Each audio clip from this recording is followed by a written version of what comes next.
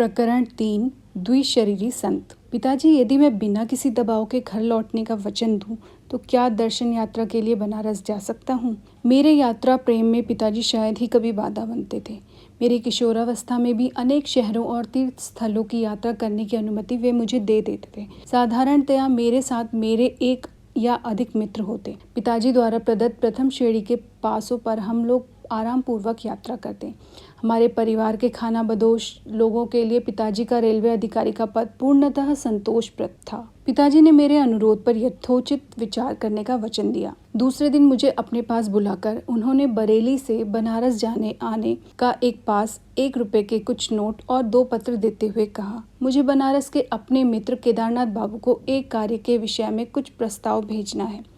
दुर्भाग्यवश उनके पते का कागज मैंने खो दिया है, परंतु मुझे विश्वास है कि हम दोनों के मित्र स्वामी प्रणवानंद की सहायता से तुम यह पत्र उन तक पहुंचा सकोगे। स्वामी जी मेरे गुरु भाई हैं। उन्होंने अति उन्नत आध्यात्मिक अवस्था प्राप्त कर ली है। उनके संग से तुम्हें भी लाभ होगा। यह दूसरा पत्र उन्हें तुम्हारा परिचय देगा। साथ में ये कहते हुए पिताजी की आंखें चमक उठी। याद रखो, अब फिर कभी घर से नहीं भागना, समझे? अपनी 12 वर्ष की आयु के उत्साह के साथ मैं निकल पड़ा। यद्यपि समय ने नवीन दृश्यों और अपरिचित व्यक्तियों से मुझे मिलने वाले आनंद में अभी भी कोई कमी नहीं आने दी है। बनारस पहुंचते ही मैं सीधे स्वामी जी के निवास स्थान की ओर चल पड़ा। सामने का द्वार खुला था। मैं दूसरी मंजिल पर स्थित एक लंबे हालनुमा कमरे में जा पहुंचा। फर्श से कुछ ऊंची उठी हुई एक चौकी पर एक स्थूलकाय व्यक्ति केवल एक अधो वस्त्र धारण किए हुए पद्मासन में बैठे थे। उनके होठों पर शांत सुंदर मुस्कान खेल रही थी। मेरे अवांछित प्रवेश के संकोच को दूर करने के लिए किसी चिर परिचित मित्र की भांति उन्होंने मेरा स्वागत किया। बाबा आनंद, बाल सुलभ आवाज में उन्होंने इन शब्दों के साथ मेरा हार्दिक स्वागत किया। मैंने घुटने टेककर उनका चरण स्पर्श किया। क्या आप ही स्वामी प्रणवानंद जी हैं? उन्होंने हाँ में सिर हिलाया। तुम भगवती के बेटे हो? इससे पहले कि मुझे अपनी जेब से पिताजी का पत्र निकालने का अवसर भी मिल पाता, उनके शब्द निकल चुके थे। आश्चर्यचकित होकर मैंने पिताजी का उनके लिए दिया हुआ अपना परिचय पत्र निकालकर उनके हाथ में दिया, जो अब निरर्थक जान पड़ता था। तुम्हारे लिए केदारनाथ बाबू को मैं अवश्य ढूंढ निकालूंगा। संत ने पुनः एक बार अपनी अतीन्द्रिय दृष्टि से मुझे विस्मित कर दिया। तत्पश्चात उन्होंने पत्र पर एक दृष्टि डाली और मेरे पिताजी के संबंध में कुछ स्नेह भरे उदार व्यक्त किए। देखो, मुझे 2 पेंशनें मिलती हैं। एक तुम्हारे पिताजी की सिफारिश से, जिनके अधीन मैं रेलवे कार्यालय में काम करता था। दूसरी मेरे परम पिता के अनुग्रह से, जिनके लिए मैंने अपने जीवन के सांसारिक कर्तव्यों को अंतः प्रेरणा के अनुसार अपना सर्वोत्तम प्रयास करके पूर्ण कर दिया है। मुझे यह कथन अत्यंत गूढ़ लगा। परमपिता से आपको कैसी पेंशन मिलती है स्वामी जी? वे क्या धन आपकी गोद में डाल देते हैं? स्वामी जी हंस पड़े। पेंशन से मेरा अभिप्राय है अगाध शांति, अनेक वर्षों के गहन ध्यान का पुरस्कार। मुझे अब धन की कभी कोई इच्छा नहीं होती। मेरी अत्यल्प भौतिक आवश्यकताओं की पूर्ति हो जाती है। इस दूसरी पेंशन का तात्पर्य तुम बाद में समझ जाओगे। अचानक वार्तालाप बंद कर स्वामी जी गंभीर और निश्चल हो गए। किसी रहस्यमय भाव ने उन्हें आवृत कर लिया। प्रारंभ में तो उनकी आंखें चमक उठी, जैसे किसी आकर्षक वस्तु को देख रही हो। बाद में निष्प्रभ हो गए। मैं उनके इस अचानक मौन से उद्विग्न हो गया। उन्होंने अभी तक मुझे यह नहीं बताया था कि मैं अपने पिताजी के मित्र से कैसे मिल सकूंगा। तनिक बेचैन होकर मैंने उस खाली कमरे में दृष्टि दौड़ाई, जिसमें हम दोनों के अतिरिक्त और कुछ भी नहीं था। जिस चौकी पर वे बैठे थे, उसके नीचे रखी उनकी काठ की खड़ाऊ पर मेरी दृष्टि पड़ी। छोटे महाशय, चिंता मत करो। जिनसे तुम मिलना चाहते हो वे आधे घंटे में यहाँ पहुँच जाएंगे। योगीवर मेरे मन को पढ़ रहे थे। उस समय यह कोई बड़ी बात भी नहीं लग रही थी। उन्होंने पुनः गहन मौन धारण कर लिया। जब मेरी घड़ी से मुझे पता चला कि 30 मिनट बीत चुके हैं, तब स्वामी जी स्वयं ही उठ गए। लगता है केदारनाथ बाबू दरवाजे के निकट पहुंच गए हैं, उन्होंने कहा। मैंने सीढ़ियों से किसी के ऊपर आने की आहट सुनी। विस्मित अबोध्यता में मैं अचानक डूब गया। असमंजस में मेरे विचार दौड़ने लगे। बिना किसी संदेश वाहक का उपयोग किए पिताजी के मित्र को यहाँ बुलाना कैसे संभव हो सकता है? मेरे यहाँ आने के बाद स्वामी जी ने तो मेरे अतिरिक्त किसी से बात भी नहीं की है। मैं चुपचाप उठकर कमरे से बाहर आ गया और सीढ़ियाँ उतरने लगा। आधे रास्ते में ही मध्यम कद के एक दुबले पतले गौरवर्ण व्यक्ति से मेरी भेंट हुई। वे किसी जल्दी में लग रहे थे। क्या आप केदारनाथ बाबू हैं? मेरी आवाज़ में उत्तेजना स्पष्ट थी। हाँ, और तुम भगवती के बेटे हो ना? जो मुझसे मिलने के लिए यहाँ प्रतीक्षा कर रहे हो। वे मित्रतापूर्ण ढंग से मुस्कुराए। महाशय, पर आप यहाँ कैसे आए? उनकी अबोध्य उपस्थिति से मुझे विस्मयकारी रोष का अनुभव हुआ। आज सब कुछ रहस्यमय लग रहा है।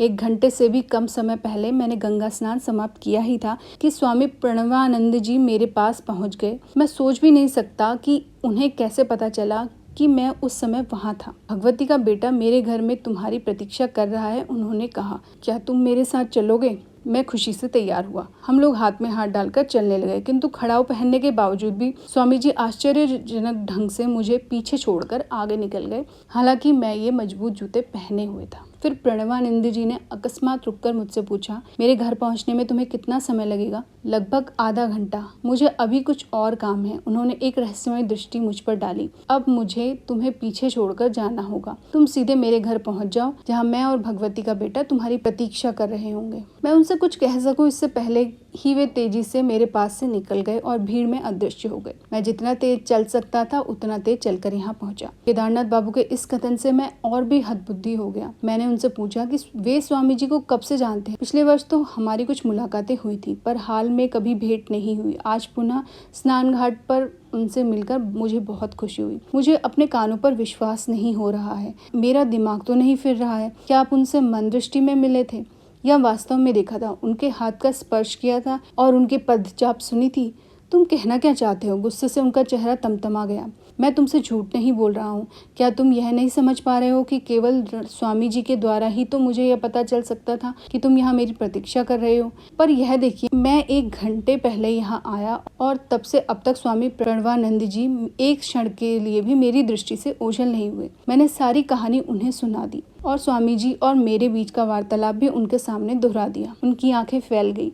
हम लोग इस भौतिक युग में जी रहे हैं या स्वप्न देख रहे हैं? मैंने अपने जीवन में कभी भी इस प्रकार का चमत्कार देख पाने की आशा नहीं की थी। मैं तो समझता था यह स्वामी जी केवल एक साधारण मनुष्य हैं, और अब देखता हूँ कि ये एक और शरीर भी धारण कर सकते हैं, उसके द्वारा काम भी कर सकते हैं। हम दोनों ने साथ साथ ही स्वामी जी के कमरे में प्रवेश किया। केदारनाथ बाबू ने चौकी के नीचे खड़ी खड़ाऊ की ओर इशारा किया। देखो, ये वही खड़ाऊ है जो स्वामी जी ने घाट पर पहनी हुई थी, उन्होंने फुसफुसाकर कहा। उन्होंने केवल एक अधो वस्त्र पहन रखा था, जैसा उन्होंने अभी पहन रखा है। केदारनाथ बाबू ने जब स्वामी जी के चरणों में प्रणाम किया तो स्वामी जी मेरी ओर देखते हुए विनोदपूर्ण ढंग से मुस्कुराए।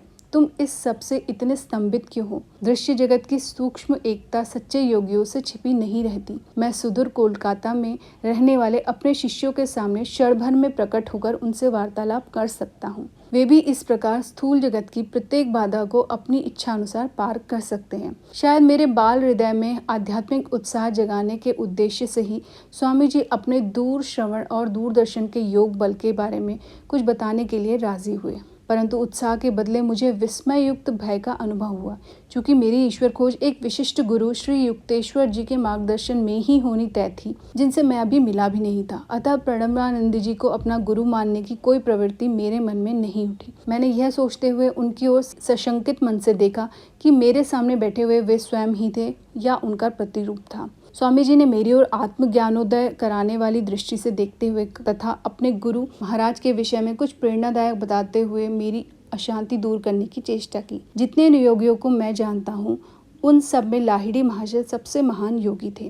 वे नरदेह में साक्षात ईश्वर थे। मैंने मन ही मन सोचा कि जब शिष्य भी इच्छा मात्र से एक और रक्त मांस का शरीर धारण कर सकता है, तब उसके गुरु के लिए कौन सा चमत्कार करना असंभव होगा। गुरु की सहायता कितनी अमूल्य होती है, वह सुनो। मैं गुरुदेव के एक अन्य शिष्य के साथ नित्य रात को 8 घंटे ध्यान किया करता था। दिन में हम दोनों रेलवे कार्यालय में काम करते थे। क्लर्क के कार्य निर्वाह में कठिनाई होते देख पूरा समय ईश चिंतन में लगाने की मेरी इच्छा हुई। 8 वर्ष तक आधी रात में ध्यान में ही बिताता था। इस साधना के अद्भुत परिणाम मुझे प्राप्त होते थे। गहरी आध्यात्मिक अनुभूतियों से मन में ज्ञान का प्रकाश फैलता था, परंतु उस अनंत परम तत्व और मेरे बीच सदैव एक झीना पर्दा रहता था। अति मानवीय एकाग्रता और निष्ठा के साथ प्रयास करते रहने पर भी मैंने पाया कि परम निर्विघ्न एकात्मा से मैं वंचित हूँ। एक दिन सायकाल मैं लाहिड़ी महाशय की सेवा में उपस्थित हुआ और मध्यस्थता के लिए मैंने उनसे प्रार्थना की। हठपूर्वक सारी रात मैं उनसे आग्रह करता रहा।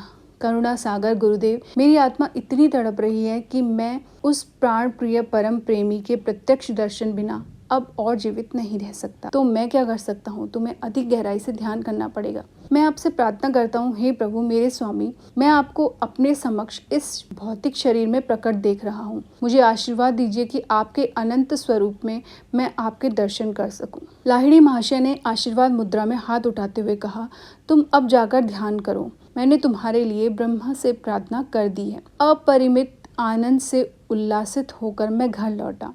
उस रात ध्यान में मुझे अपने जीवन के ज्वलंत चरम लक्ष्य की प्राप्ति हो गई। अब मुझे निरंतर वह आध्यात्मिक पेंशन मिल रही है। उस दिन से फिर कभी वह आनंदपुर सृष्टा माया के किसी पर्दे के पीछे छिपकर मेरी दृष्टि से ओझल नहीं हुआ। प्रणवानंद जी का मुखमंडल दिव्य तेज से दमक रहा था। एक अलौकिक शांति मेरे हृदय में प्रविष्ट हुई। सारा भय नष्ट हो गया। फिर स्वामी जी ने एक और गुप्त बात मुझे बताई। कुछ महीने बाद मैं फिर लाहिड़ी महाशय के चरणों में उपस्थित हुआ और उनके असीम वरदान के लिए कृतज्ञता प्रकट करने का मैंने प्रयास किया। फिर मैंने दूसरी एक बात छेड़ी। दया निधान गुरुदेव, मैं अब ऑफिस में काम नहीं कर सकता। कृपा करके मुझे मुक्त कर दीजिए। ब्रह्म मुझे निरंतर मदमस्त बनाए रखता है। अपनी कंपनी से पेंशन के लिए अर्जी करो। इतने अल्पकाल की नौकरी के बाद मैं पेंशन के लिए क्या कारण बता सकूंगा? जो मन में आए वही बता दो। अगले दिन मैंने पेंशन के लिए आवेदन दे दिया। डॉक्टर ने समय पूर्व पेंशन के लिए कारण पूछा। काम करते समय मेरी रीढ़ में मुझ पर काबू करने वाली कोई अत्यधिक तीव्र संवेदना उठती है। वह पूरे शरीर में फैल जाती है और फिर मैं अपने कर्तव्यों का निर्वाह करने में असमर्थ हो जाता हूँ। और कोई प्रश्न किए बिना डॉक्टर ने पेंशन के लिए मेरे पक्ष में बहुत अच्छी सिफारिश लिख दी और मुझे शीघ्र ही पेंशन मिल गई। मैं जानता हूँ कि डॉक्टर और तुम्हारे पिता सहित सब संबंधित रेलवे अधिकारियों के माध्यम से लाहिड़ी महाशय की दैवी इच्छा ही कार्य कर रही थी। उन लोगों ने लाहिड़ी महाशय के दैवी निर्देश का अपने आप ही पालन किया और मुझे अखंड ईश चिंतन के लिए मुक्त कर दिया। इस असाधारण रहस्योद्घाटन के उपरांत स्वामी प्रणवानंद जी दीर्घकाल तक मौन रहे। जब मैं भक्तिभाव से उनका चरण स्पर्श कर उनसे जाने के लिए अनुमति मांग रहा था, तब उन्होंने आशीर्वाद दिया। तुम्हारा जीवन संन्यास और योग मार्ग के लिए है। तुम्हारे पिताजी और तुम्हारे साथ मेरी फिर एक बार भेंट होगी। अनेक वर्षों के उपरांत ये दोनों ही भविष्यवाणियां सत्य सिद्ध हुई। धीरे धीरे गिरते जा रहे अंधकार में केदारनाथ बाबू मेरे साथ साथ चल रहे थे। मैंने उन्हें पिताजी का पत्र दिया तो उन्होंने सड़क पर लगी रोशनी के प्रकाश में पढ़ा। हमारे पिताजी ने इसमें अपनी रेलवे कंपनी के कोलकाता कार्यालय में मुझे एक पद ग्रहण करने का प्रस्ताव दिया है। स्वामी प्रणवानंद जी को मिलने वाली पेंशन में से कम एक पेंशन का अधिकारी हो पाना कितना सुखद होता, परंतु यह असंभव है। मैं बनारस छोड़कर नहीं जा सकता। खेद है कि एक साथ 2 शरीर धारण करने का मेरा समय अभी नहीं आया है। प्रकरण 3 संपूर्ण।